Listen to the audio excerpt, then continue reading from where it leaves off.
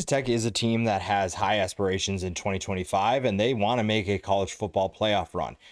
They just took a hit with their goal to do that, but it's still a team that has a lot of exciting pieces coming back. Quinten Joyner, unfortunately, will be gone for the entire season, a season-ending injury at a poor time. Not that there's ever a good time to have an injury, but losing Quinten Joyner is not ideal. I think that's going to hurt this team a little bit, but when you look at what this offense returns, you do have some good talent that we'll dive into here that can replace him, but also the style offense that they're going to run means that you're not going to rely on the rushing attack as much. Now, Quinten Joyner, it was going to be a stud for this offense, and how much they utilize him was kind of a question, but you knew that this was a team that was trying to find some balance. You knew that they were going to try to run the football more than they did last year, and Quinten Joyner was going to be a big part of that.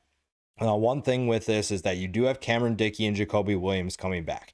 Now, neither one of them put up any super impressive numbers last year, which there's obvious reasons for that, but they're talented players that bring good depth. Maybe Adam Hill is going to be part of that as well. The question at running back now is who's going to be the starter. You knew that there was going to be a rotation.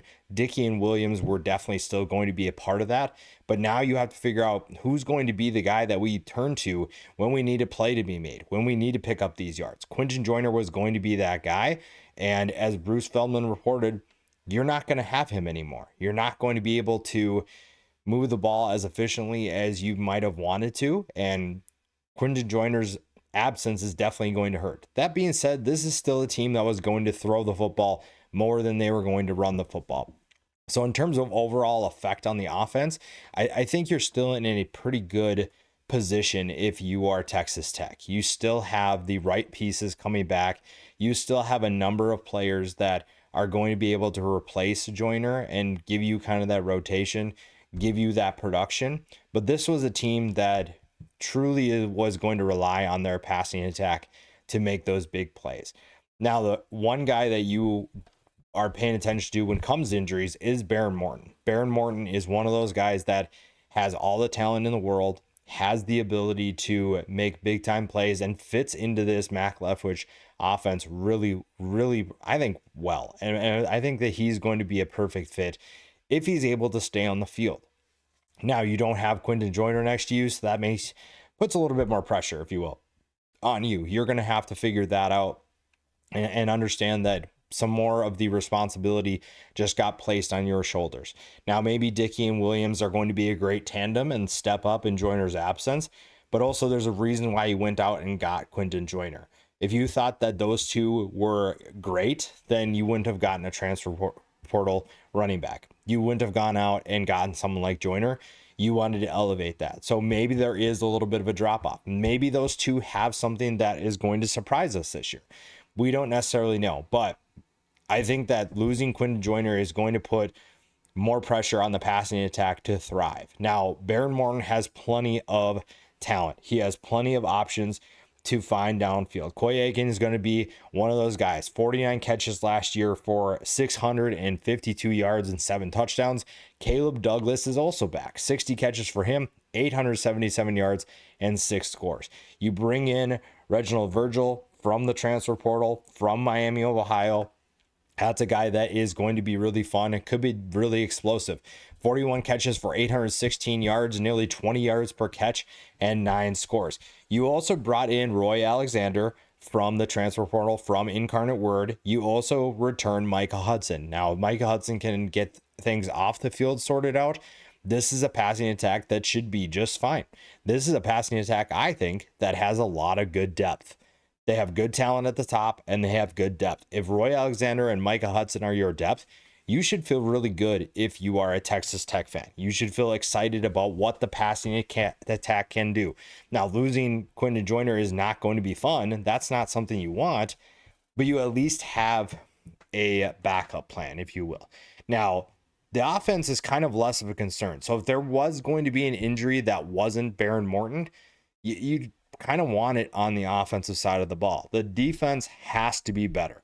That's the thing that with Texas Tech is, yes, this really stinks. Quinten Joyner is phenomenal talent, but I think you're your roster is designed to take a little bit of a blow from an injury here and there. You're able to take that damage and be able to move on. The defense, maybe not as much. You brought in a ton of talent that needs to stay healthy in order for this group to be better.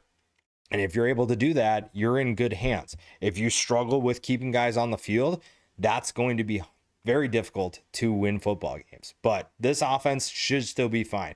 This offense has the ability to make some of those plays that you need without a player like Quinten Joyner. The defense is just going to have to do its part. When you give up an average of 460 yards per game, you're going to struggle to win football games. And if this is a team that truly wants to win a national championship, that's going to have to sort itself out. But the defense has the talent to be able to be better. The offense is going to be kind of in flux right now in terms of running the football. Now, the teams that you do play early on still allow you to kind of sort things out, figure out who your starters are going to be. When you have that road trip to Utah, that's when you're going to need a rushing attack. That's when you're going to need balance, because the Utah Utes are going to be better this year. They'll have a defense that is going to potentially slow down this offense, and you will need to be efficient. You will need to be able to run the football and be physical, because Utah has the ability to dominate the physicality, to dominate the line of scrimmage. And this is a Texas Tech team with its offensive line. The guys they bring in, you bring in Howard Sampson, Will Jados, Hunter Stambrano. Those are guys that are going to have a big time impact. Those are guys that can be physical, but it's different when you're playing a team like Utah. So how ready this team is, how prepared this team is for that test is going to be a big question. Right now, they feel like they're in good hands. They also have time to kind of get things sorted out. Yes, Utah will be tough, but Utah did take a step back as well. They are looking to bounce back. Houston and Kansas, those are two teams that are definitely beatable. So you can still get off to the start that you want before you go to Arizona State. It's just there are some tests that will make things a little bit challenging. You also finish the year with Kansas State, BYU, and then you also have, at the end of that season, you have Oklahoma State, UCF, and West Virginia. So those are games that you still have to take seriously, but you're not hurting if you're still trying to figure out what you're doing. Obviously, you want to figure that out by UCF and West Virginia, but this is a team that still has plenty of talent to make the run that they want. They still have the ability to compete with teams like Utah, Arizona State, Kansas State. This is a team that's still prepared. There's a reason why you invested in so many players. And if you're able to find a way, if you're able to realize that you have the right depth at the running back position, yes, Quinten Joyner's loss is going to hurt, but you still are in a great position for success.